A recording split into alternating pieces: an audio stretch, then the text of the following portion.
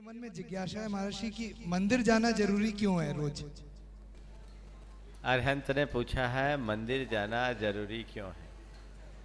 देखो, यही प्रश्न एक बार एक दूसरे युवक से जब मैंने कहा, उसके परिवार के लोगों ने कहा कि महाराज इसको कहो कि मंदिर जाए, मैं उसकी तरफ मुखातिब हुआ तो उसने कहा महाराज जी मंदिर जाना क्यों ज़रूरी है। मैंने उससे पूछा ये बताओ अपनी ऑफिस जाते हो? बोले जाता हूँ। क्यों जाते हो? बोले ज़रूरी है। क्यों ज़रूरी है? कि ऑफिस नहीं जाए, पैसा नहीं कमाए तो जीवन का निर्वाह नहीं होगा। जीवन के निर्वाह के लिए ऑफिस जाना, कारोबार करना ज़रूरी है। तो मैंने कहा जीवन के निर्माण के लिए मंदिर जाना ज़रूरी है, धर्म करना ज़रूरी। समझ गए? दुनिया में जितने भी साधन हैं वो जीवन के निर्वाह के साधन हैं। भगवान का मंदिर एक ऐसा स्थान है जो जीवन के निर्माण का स्थान है। यहाँ आकर हम प्रेरणा लेते हैं। दूसरी बात, आप सबके जेब में मोबाइल है। आपके मोबाइल का फंक्शन कब तक चलता है? जब तक कि उसकी बैटरी काम करती है। और जब बैटरी उसकी डिस्चार्ज होती है तो क्या करते हैं आप? उसको चार्ज करते हैं। कहाँ करते? जहाँ कहीं भी चार्ज कर लेते हैं? नहीं महाराज, पावर पिन पे चार्ज करना होता है। उसके लिए हम पावर पॉइंट ढूंढते हैं और उसको पिन में लगाते हैं, तब वो चार्ज होता है, तभी चार्ज होता है ना। तो मोबाइल को चार्ज करने के लिए चार्जर को आप पावर पॉइंट में ले जाकर पावर पिन से जोड़ते हैं, तब आपकी मोबाइल चार्ज होती है। मन को चार्ज करने के लिए भगवान के मंदिर में अपने आप को जोड़ोगे, आपका मन चार्ज हो जाएगा। तो मंदिर जाने के लिए, जीवन का निर्माण करने के लिए मंदिर जाना जरूरी है। और अपने मन को ऊर्जावान बनाने के लिए मंदिर जाना जरूरी है। भगवान से अच्छी प्रेरणा पाने के लिए मंदिर जाना जरूरी है। मुझसे एक बार एक युवक ने बोला मंदिर से हमें क्या मिलता है? हमने कहा और कुछ मिले या न मिले, भगवान की उस मुद्रा को देखो तो भगवान कह देंगे तेरे जीवन की आदर्श स्थिति यही है। जब तू आया था तो कुछ लेकर नहीं आया, इस दुनिया से जाएगा तो भी कुछ लेकर नहीं जाएगा। ये जो चीजें हैं तेरे साथ जुड़ी हुई सब आडंबर है, यहीं छूट के रह जाने वाली है। बस इस बात को याद रख करके जी तो जिंदगी में कभी आसक्ति नहीं होगी और कभी कोई बुराई नहीं पनपेगा। इसलिए मंदिर जाना जरूरी। इसके बाद में राजेश जी जैन जो ट्रस्टी हैं सागर से, इसके पहले कि दूसरों को बुलाए, पहला प्रश्न अशोक जी ने अपनी प्रस्तावना के साथ रखा था और बहुत महत्वपूर्ण प्रश्न था और उस प्रश्न को भी मैं यहाँ ले लेना चाहता हूँ। उन्होंने पूछा धन की उपयोगिता न होने पर भी लोग धन के पीछे इतना क्यों पीछे लगे रहते हैं। और एक बहुत अच्छा वाक्य है जो मुझे बहुत प्रभावित किया कि मनुष्य धन के पीछे तब तक लगता है जब तक उसका निधन ना हो जाए। बंधुओं, धन की दीवानगी का कारण धन की आवश्यकता नहीं, धन की आसक्ति। हमारा धर्म गृहस्थ को धनार्जन करने का निषेध नहीं करता। धर्म कहता है जीवन के निर्वाह के लिए आवश्यक धन जोड़ो, लेकिन सदैव एक बात का ध्यान रखो कि तुम्हारा ये जो पैसे कमाने की तुम्हारी जो प्रवृत्ति है वो रिक्वायरमेंट है या डिजायर। रिक्वायरमेंट को पूरा किया जा सकता है, डिजायर एंडलेस होती है, वो कभी पूर्ण नहीं होती। और दूसरी बात, पैसा तुम किसके लिए कमा रहे हो? जीवन के लिए पैसा कमा रहे हो कि पैसे के लिए जीवन खपा रहे हो?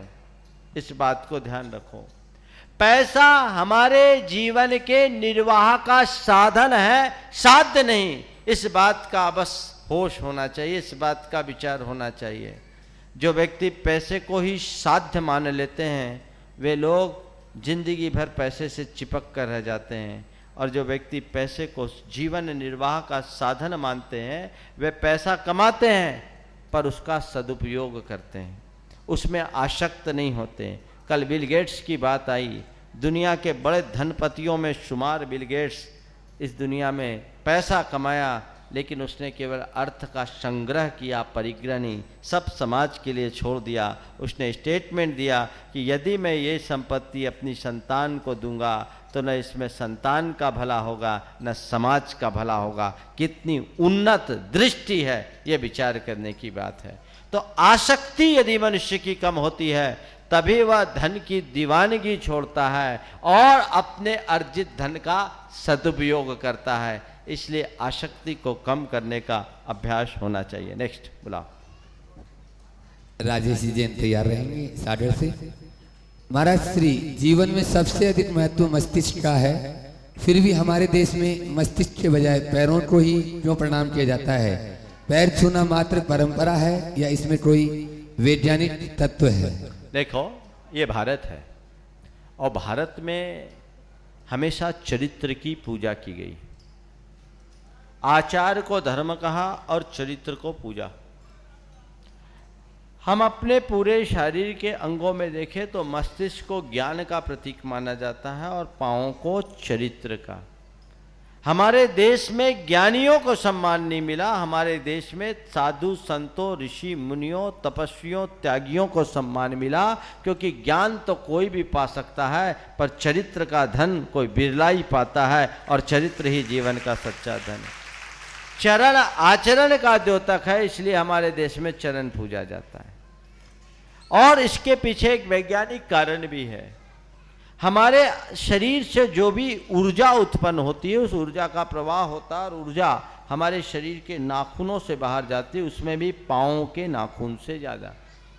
तो किसी महापुरुष सत्पुरुष के चरण का आप स्पर्श करते हैं तो उनकी साधना की ऊर्जा उनके चरण रज लेने से आपको प्राप्त हो सकती है। ये इसका वैज्ञानिक कारण है। पर बंधुओं में आपसे एक कहना चाहता हूँ, केवल चरण पूजने से कोई फायदा नहीं, मजा तो तब है जब आचरण को छूने का प्रयास करो। लोग चरण छूने के लिए आज बहुत उत्कंठित होते हैं, ऐसे उत्कंठित होते हैं ऐसे कि हम लोग निकल जाए तो चरण छूना, भले महाराज गिर जाए उसकी परवाह नहीं। ऐसी दीवानगी ठीक नहीं भाई। दूर से भी प्रणाम करके बहुत कुछ पा सकते हो। आचरण का जो स्पर्श करते हैं वो पूज्य बन जाते हैं और चरण को जो छूते हैं वे केवल चरण चंचरीक बन करके रहते हैं। आचरण छूने का अभ्यास हमारा होना चाहिए। हे गुरुवर, चरणों में कोटि कोटि नमन। हे गुरुवर, मेरा प्रश्न है, विदेश क्षेत्र में श्रीमंदर भगवान होते हैं, क्या उनके मोक्ष जाने के बाद वही नाम के दूसरे तीर्थंकर होंगे या उनके माता पिता के नाम भी मैंने पढ़े हैं, क्या उनके माता पिता के नाम भी एक से होते हैं? देखो, विदेश क्षेत्र में जो 20 तीर्थंकर है, सीमंधर युगमंधर बाहु सुबाहु आदि, ये में ऐसी अवधारणा है कि यही 20 तीर्थंकर हर काल चक्र में इन 20 का नाम सदैव बना रहता, 20 फिक्स हैं। यद्यपि इनका विधायक कोई स्पष्टोल्लेख नहीं है कि युग युगांतरों तक यही 20 रहेंगे, लेकिन ऐसी अवधारणा है कि ये 20 तीर्थंकर इस 20 नाम के हमेशा विद्यमान होंगे। कि सीमंदर भगवान का निर्वाण हुआ तो जो दूसरे वहाँ उत्पन्न होंगे उनका नाम सीमंदर हो जाएगा। उनके माता पिता के नामोल्लेख का स्पष्ट कोई विधान नहीं है कि वो हों या न भी हों, बदल भी जाए। ये एक पारंपरिक व्यवस्था है जो चली आ रही। मैंने जितना पढ़ा उसके हिसाब से अभी तक उनके माता पिताओं का कोई आप लोगों को जानकारी हो तो मुझे बताना। नहीं, यही रहेंगे। माँ बाप तो दूसरे भी रह सकते हैं। चलिए चलिए। इसके बाद में ललिता जी से कॉल करता तैयार रहे। महाराज, कोई व्यक्ति अस्वस्थ है, बीमार है, उसके नाम से शांति द्वारा करके उनको दंडोदक दिया, क्या इसमें मिथ्यात्व का दोष लगेगा? देवेंद्र चौधरी, नागपुर, महाराष्ट्र। मिथ्यात्व का कोई दोनों का प्रयोग करना चाहिए। और आज के युग में प्रार्थना का प्रत्यक्ष प्रभाव देखा गया, इस पर बड़ा प्रयोग हुआ। आप सबको सुनकर के बड़ा अच्छा लगेगा। अमेरिका में 125 मेडिकल यूनिवर्सिटीज़ हैं, वहाँ इस पर बहुत प्रयोग किया गया और 10-10 रोगियों के 3 ग्रुप पर अलग अलग प्रयोग किया गया। 10 के लिए प्रार्थना किया गया, 10 के लिए नकारात्मक भावना भाई गई और 10 को नॉर्मल ट्रीटमेंट किया गया। जिनके लिए प्रार्थना की गई उनका स्वास्थ्य के सुधार की दर 200% बढ़ गई।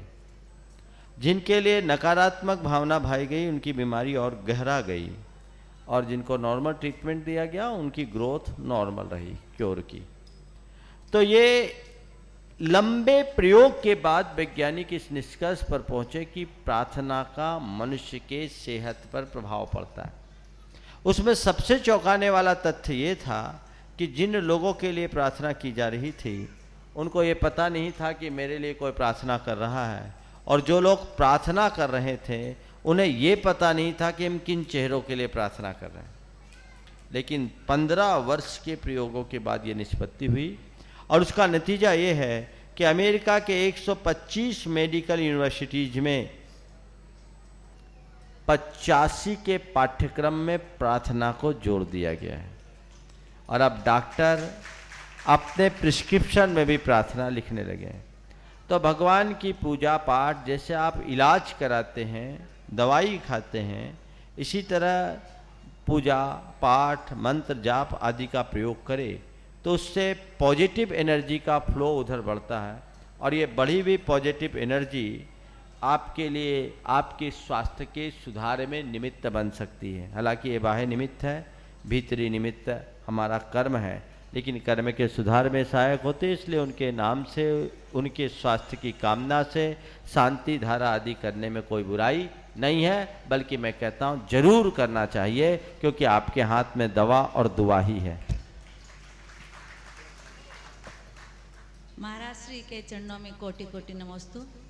महाराज श्री, मन में जिज्ञासा है कि हम लोग गृहस्थ में रहते हैं, और गृहस्थ में रहते हुए सम्यक दर्शन, सम्यक ज्ञान, सम्यक चारित्र की तरफ कैसे आगे बढ़ सकते हैं, उसके बारे में विस्तार से बताएं। गृहस्थ छोड़ नहीं पाते हैं। मोक्ष मार्ग में आगे बढ़ने का सबसे सरल और सधा हुआ उपाय है, मोक्ष मार्गियों के पीछे लग जाओ। समझ गए? खरबूजे को देखकर खरबूजा अपने आप रंग बदल देगा। समझ गए? ये तो शायद एक्सपीरियंस की भी बात होगी। तो ये अपने आप देखो, शास्त्र से जो प्रेरणा मिलती है वो मूक प्रेरणा होती है, और सद्गुरु से जो प्रेरणा मिलती है वो मुखर प्रेरणा होती है, वो बहुत बड़ी प्रेरणा है। इसलिए मोक्ष मार्ग पर अपने आप को अग्रसर करना चाहते हैं तो मोक्ष मार्गी के पीछे लगना शुरू कर दो। धीरे धीरे रास्ता अपने आप बदलता जाएगा, वैराग्य के भावों में अभिवृद्धि होगी, ज्ञान का अंदर ज्ञान में निर्मलता आएगी, परिणाम सुधरेंगे, अपने आप आगे बढ़ने का भाव बढ़ जाएगा। इसके बाद में श्रीमती संगीता जैन, उषा सिंगई जबलपुर और सुनील जी ललितपुर, तीनों तैयार रहेंगे एक साथ। महाराज, श्री त्यागी वृत्ति अगर एलोपैथी दवाई का उपयोग करते हैं तो क्या उन्हें दोष लगता है? श्रीमती राजुल जैन, झालावाड़, राजस्थान। देखिए, मेरी धारणा यह है कि हम पैथी से नहीं बंधे, हम व्रत से बंधे।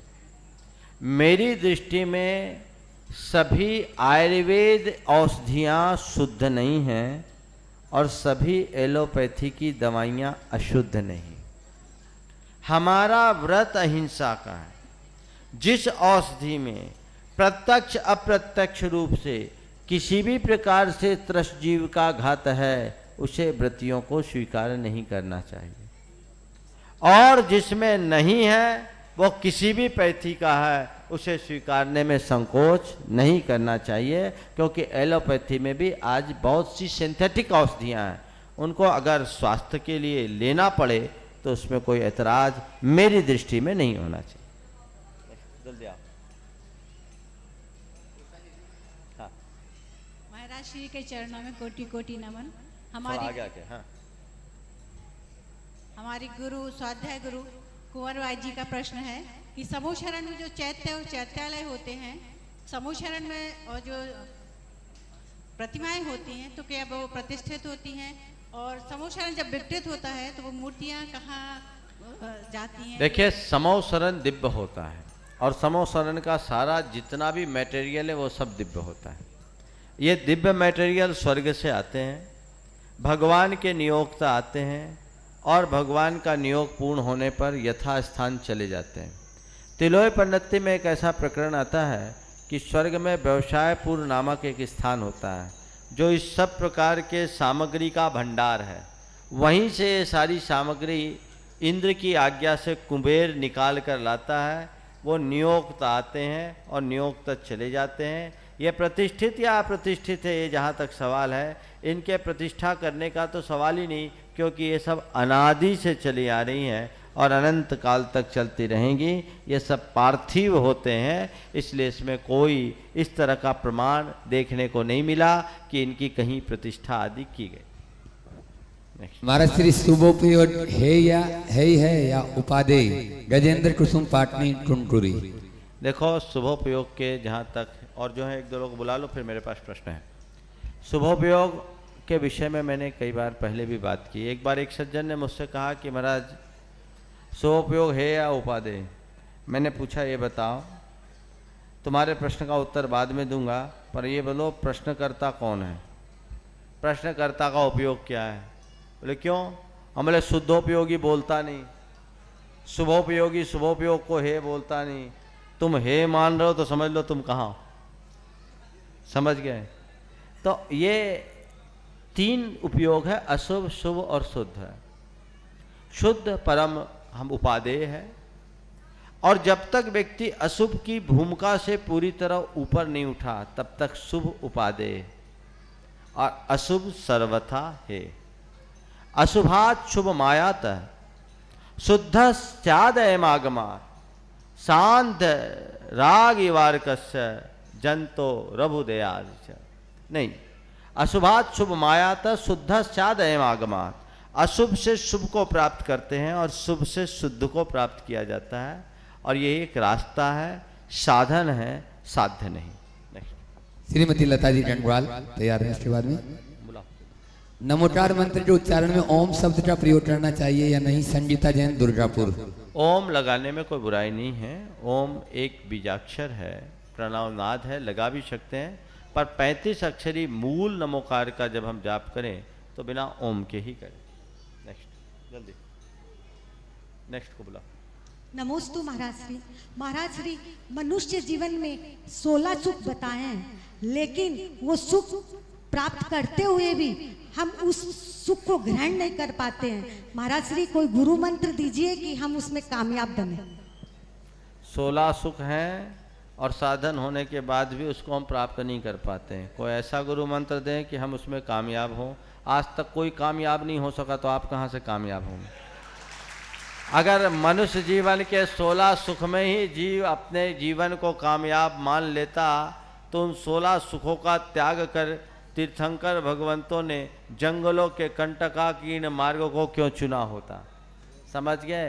दुनिया में 16 सुख को सुख माना जाता है, पर ये जितने सुख है ना, एक तो सबको मिलते नहीं, और मिलते भी हैं तो अपनी ओट में दुख लेकर के आते हैं।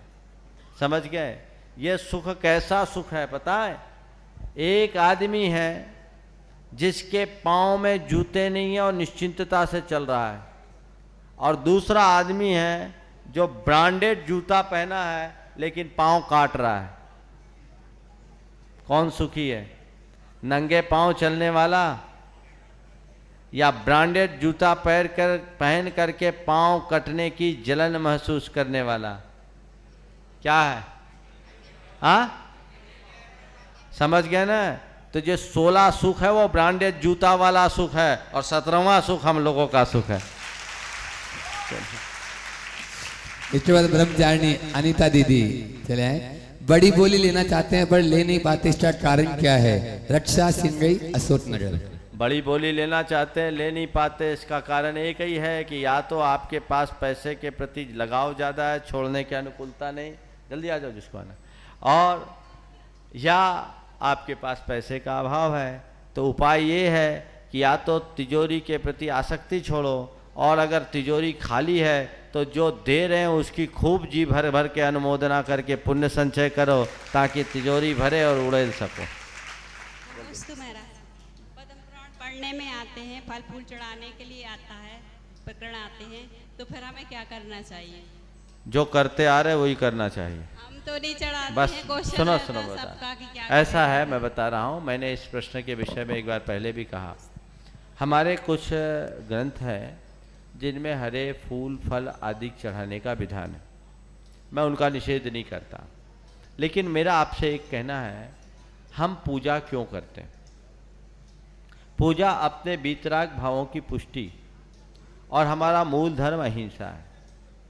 अगर हम भगवान की पूजा आराधना कर रहे हैं और भगवान के चरणों में आप सूखे द्रव्य भी चढ़ा रहे हैं तो कोई बुराई नहीं है, और फूल फल चढ़ा रहे हैं उसमें जीव हिंसा दिख रही है, एक फूल में असंख्य अनेक जीव देखने को मिल रहे हैं, फिर भी आप चढ़ा रहे हैं, जीव हिंसा हो रही है, पुण्य कितना कमाए ये तो आपका परिणाम जानता है, लेकिन जीव कितने मर रहे हैं वो आपकी आंखें देख रही है। अब आपको तय करना है कि फूल चढ़ाने का आग्रह रखना है या भगवान के पूजनों में अपने आप को अर्पित करने की भावना रखना है, यह आप तय करें। इन विषयों में विवाद नहीं पड़ना चाहिए। जहाँ जैसी परिपाटी है उसको वैसे ही चलाते रहना चाहिए। हमारा मूल लक्ष्य वीतराग भावों की पुष्टि और अहिंसा धर्म के पालन का होना चाहिए। नमोस्तु महाराष्ट्री।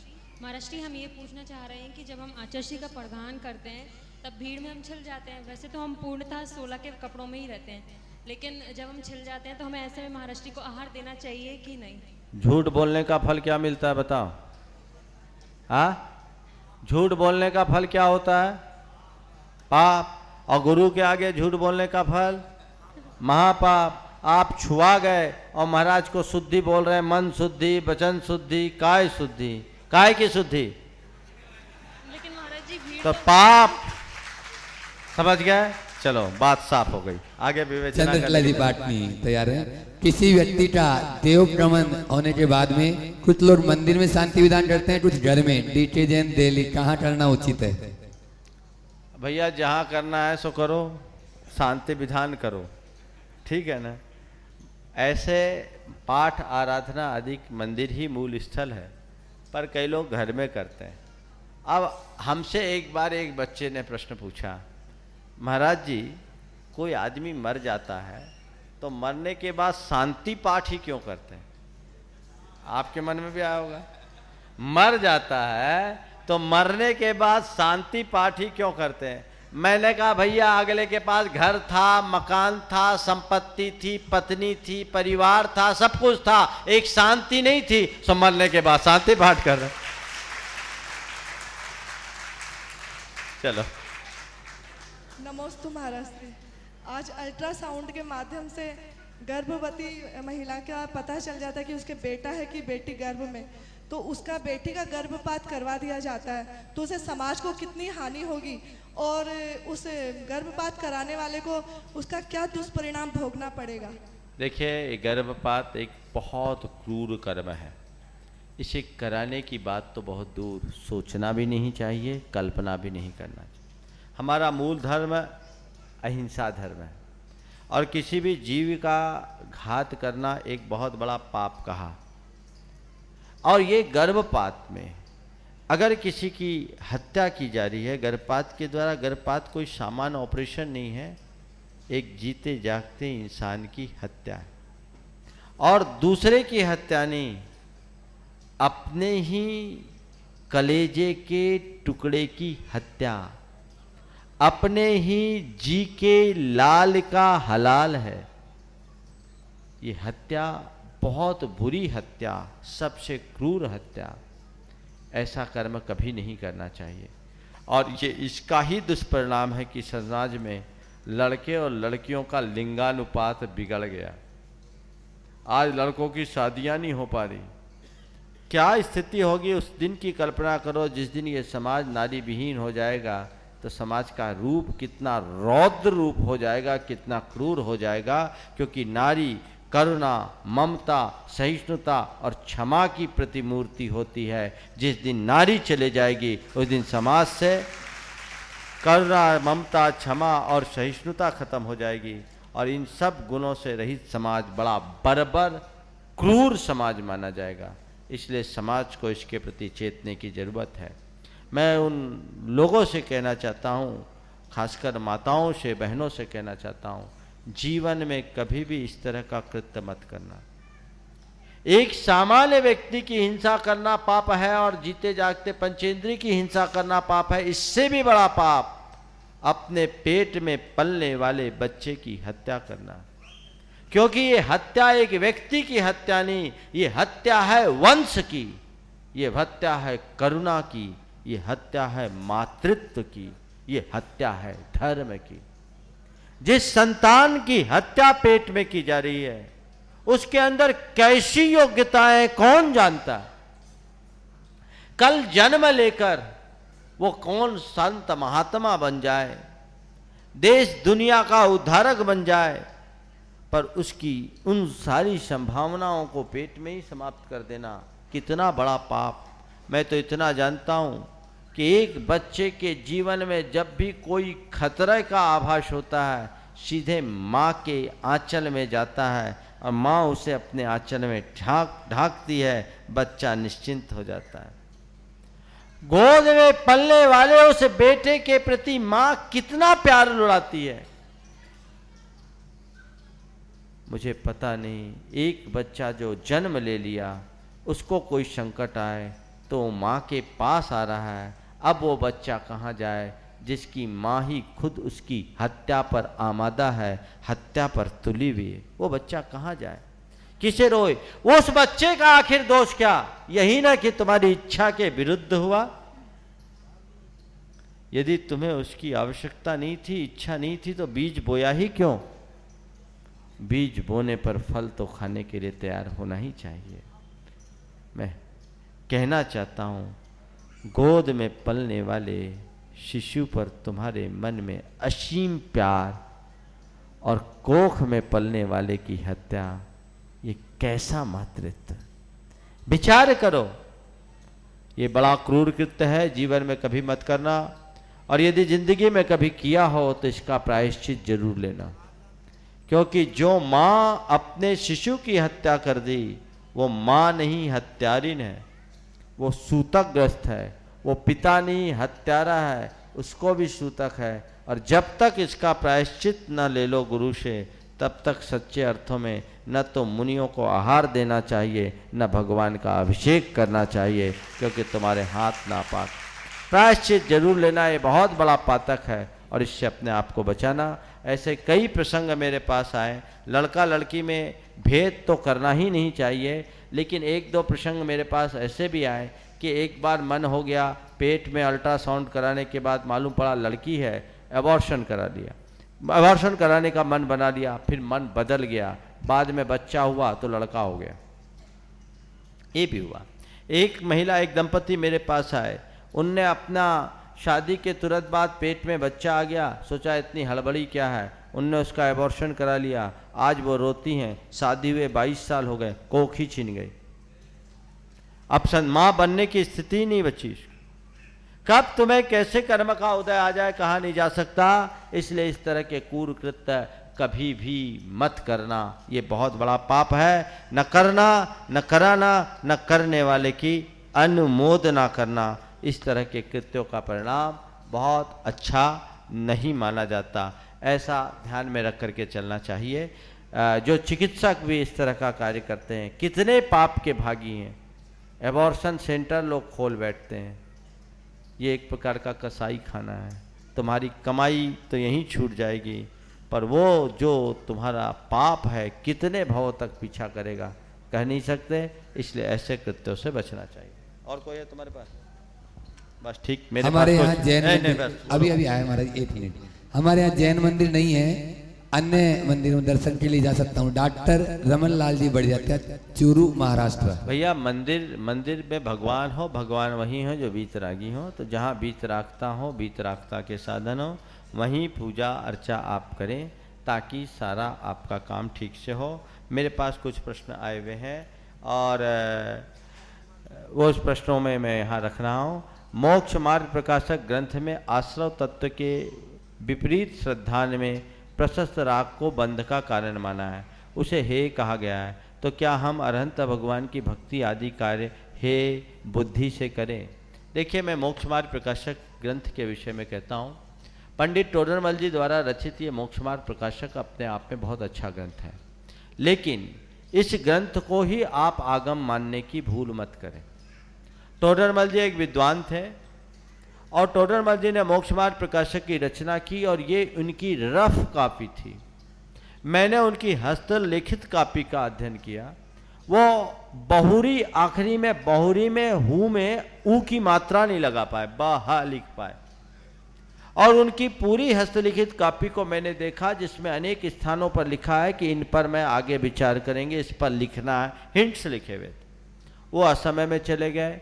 मोक्ष मार्ग प्रकाशक जो वो लिखना चाहते थे, ये तो केवल उसकी भूमिका है, ग्रंथ की तो शुरुआत होनी थी, पर बीच में वो काल को प्राप्त हो गए, लिख नहीं पाए। इसलिए टोडरमल जी अगर खुद रहते कुछ काल तक और फिर लिखते तो निश्चित इस ग्रंथ का स्वरूप कुछ और होता। दूसरी बात, टोडरमल जी को सचखंडागम, कसाय पाहुड़ जैसे ग्रंथों के अध्ययन का सौभाग्य नहीं मिला, इसलिए उनकी कुछ धारणाएं ऐसी रही जो मूलभूत आगम के अनुकूल प्रतीत नहीं होती। उन अवधारणाओं को हमें ठीक ढंग से समझना चाहिए। मैं जब मोक्ष मार्ग प्रकाशक पढ़ा, आगम के परिप्रेक्ष्य में जब उसका अध्ययन किया तो मुझे दिखा कई जगह मैंने लाल लाल निशान लगा दिए और मुझे लगा कि इस ग्रंथ के बारे में लोगों को जो ये भ्रांतियाँ, इसका निवारण करना चाहिए। गुरुदेव ने मुझे कहा कि पंडितों पर लेखनी मत चलाओ, इसलिए मैंने उसे ड्रॉप कर दिया, नहीं तो मैं उस पर काम कर रहा था, मोक्ष मार्ग प्रकाशक की प्रमुख अवधारणाओं का समीक्षात्मक अध्ययन। तो ये कई चीज़ें ऐसी हैं जो आगम के अनुकूल नहीं है। आगम में आश्रव तत्व के विपरीत श्रद्धान में प्रशस्त राग को बंध का कारण माना है, ये गलत है। प्रशस्त राग को एकांतता बंध का कारण आगम नहीं कहता। आपको बताऊं, प्रशस्त राग को एकांत का से बंध का कारण मानना तो दूर, आचार्य कुंद ने तो प्रशस्त राग को सम्यक तो कहा, अरहंते सुभक्ति सम्मतम। अरहंत भगवान के प्रति शुभ भक्ति का होना सम्यक्त है। भक्ति ये जिनवरानम जम खीयदे पूर्व संचयम कम्मम, जिनेन्द्र भगवंतों की भक्ति से पूर्व संचित कर्म छीन होते हैं। यह आचार्य कुंद की उक्ति है। आचार्य वीरसेन महाराज कहते हैं कि शुभ भाव के द्वारा यदि कर्म की निर्जरा नहीं मानोगे तो सुशुद्ध भावे ही कम्मक्षया भावे तक्षयानुवत्ति दो। अगर शुभ भाव और शुद्ध भाव के द्वारा तुम कर्मों का क्षय नहीं मानोगे तो कभी कर्म का क्षय ही नहीं होगा। जिसमें शुभ भावों के द्वारा पुण्य के बंध के साथ साथ कर्मों की निर्जरा का भी विधान किया गया है। इसलिए एकांत से ऐसा आग्रह करना ये कतई आगमानुकूल नहीं है। इसलिए भगवान की भक्ति करो, हर्ष विभोर होकर के करो, भाव विभोर होकर के करो, रोम रोम पुलकित करते हुए करो। आचार्य पूजपात कहते हैं, बानीम गदगदयन बपु पुलकयन तद्वयन श्रावयन मूर्धानम नमियन करो मुकलियन चेतोप निर्वापयन। गदगद वाणी से रोम रोम पुलकित करते हुए आंखें झर जाए, कर मुकलित हो जाए, सिर नवा लो, हृदय अर्पित करके भगवान की भक्ति करो। इसमें ऐसा सोचना कि अरहंत आदि की भक्ति हे बुद्धि से करना आगम के अनुकूल नहीं। आचार्य गुरुदेव जब रत्नगंज सावकाचार पढ़ा रहे थे तो उनसे एक बार पूछा कि महाराज कुछ लोग कहते हैं कि भगवान की भक्ति हे बुद्धि से करना चाहिए, उसके लिए क्या कहें? उन्होंने बहुत अच्छा उत्तर दिया। जो कहते हैं भगवान की भक्ति हे बुद्धि से करना चाहिए, गुरुदेव ने कहा उनका उपदेश हे बुद्धि से सुनना चाहिए। नहीं आई समझ में? रिपीट करो। जो कहते हैं भगवान की भक्ति हे बुद्धि से करना चाहिए तो गुरुदेव ने कहा उनका उपदेश ही हे बुद्धि से सुनना चाहिए। वो उपदेश उपादेय नहीं है, ये आगम के अनुकूल नहीं है। आचार्य समंतभद्र महाराज ने लिखा, देवादिदेव चरणम परिहरणम सर्व दुख निर्हरणम काम दुही काम दाहिनी परिचुनियादादृतो नित्यम। देवादिदेव जिनेन्द्र भगवान के चरणों का परिचरणम, उनकी पूजा सर्व दुख निर्हर है और काम दाहिनी, हमारे अंदर की इच्छा काम को नष्ट करने वाली है, कर्मों की निर्जरा कराने वाली है। इसलिए परिचुनियाद, इनकी पूजा करें। कैसे? हे बुद्धि से नहीं, आदृतो आदर पूर्वक करें। इसलिए आगम को आगम की तरह देखें, उसको तोड़ मड़ोड़ करके देखने की जरूरत नहीं है। एक पूछा है, सामायिक करते समय मन विचलित क्यों हो जाता है, स्थिर नहीं रहता, क्या करें? क्या करें? दिन भर तो आप अपने मन को कहीं ना कहीं लगाए रखते हैं, सामायिक के टाइम में मन को मौका मिलता है सो इधर उधर भाग जाता है। आप पूछ रहे क्या करें? तो मन को सामायिक में लगाने का अभ्यास करें। उसके लिए क्या करें? तो सबसे पहले आप अपने आसन को सिद्ध करें, निरुपद्रव स्थान पर जाकर के बैठें, जहाँ किसी भी तरह के विकल्प उत्पन्न न हो, ऐसे स्थान पर बैठें और बैठने के बाद अच्छे से मन को शांत करें। कुछ उसके पहले, जैसे आपकी गाड़ी तेज गति से जा रही हो और एकदम ब्रेक लगाए तो क्या होता है? लगाते हो क्या? नहीं। क्या करते हैं महाराज? पहले उसकी स्पीड को कम करते हैं, स्पीड मेंटेन करते हैं, तब ब्रेक लगाते हैं। इसी प्रकार सामायिक के पूर्व कुछ अच्छी भावनाएं, कुछ अच्छे पाठ आदि पढ़कर अपने मन को रिवर्स में लाए, और जब मन रिवर्स में आ जाए तो उसको ब्रेक लगाने में कोई देर नहीं लगेगी। आप सामायिक से पूर्व अपने मन को रमाएं, अपनी मनोदशा को तैयार करें और कुछ अच्छे आलंबनों को लेंगे तो आपका सामायिक में मन निश्चित लगेगा। जीव कोख में कब आता है? मतलब पहले महीने से ही आ जाता है। बिल्कुल 7 दिन तक कलल के रूप में रहता है और उसके बाद उसमें जीव उत्पत्ति हो जाती है। जीवोत्पत्ति के बिना अंदर के भ्रूण का विकास नहीं होता। क्या अपने जैन धर्म में करे दिनों का कोई महत्व होता है? अरे हमारे यहाँ हर दिन करे हैं और हर दिन अच्छे हैं, समझ गए? ये श्राद्ध पितृपक्ष आदि की बात हमारे यहाँ नहीं है, ये एक लौकिक मान्यता के अनुरूप है, आप चाहे जब कर सकें।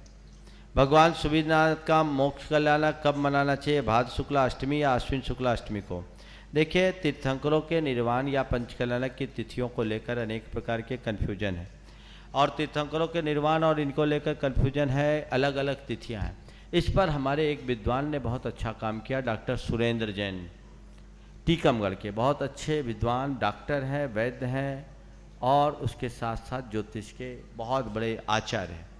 उन्होंने तीर्थंकरों के नक्षत्र और तिथि के साथ मेल करके 5 कल्याणकों की तिथियों की शुद्धि की, पर लोक में जिनवानी में जो छपा वही प्रचलन में है, तो इसलिए गड़बड़ियाँ हो गई। उपदेश के क्रम में किसी ने कुछ सुना तो उसको लिख दिया। इसका मूल स्रोत उत्तर पुराण तिलोपनिषद है और बाद में जो वर्तमान में अभी पूजाएं आदि चल पड़ी है उनमें है। तो इसमें अब ये उस चार्ट से देख करके पता लगाया जा सकता है कि कौन से भगवान की निर्वाण तिथि किस समय शुद्ध है या कल्याणक तिथि शुद्ध है। अब हमसे पूछो कौन सी शुद्ध है, हम बोले 2 दफ़े मना लो, क्या फ़र्क पड़ना है, भगवान ही का तो नाम लेना है, निर्वाण तो एक ही बार हुआ।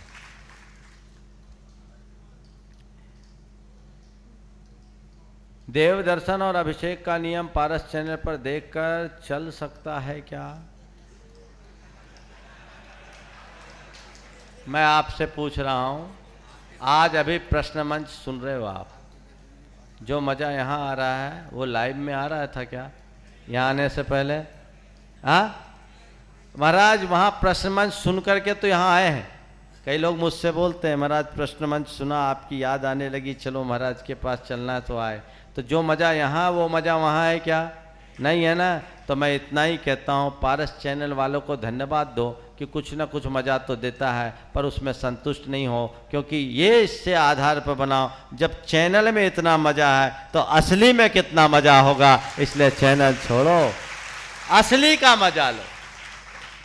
समझ गए? ये केवल सुनने के लिए है, देखने के लिए, छूने की गुंजाइश है क्या?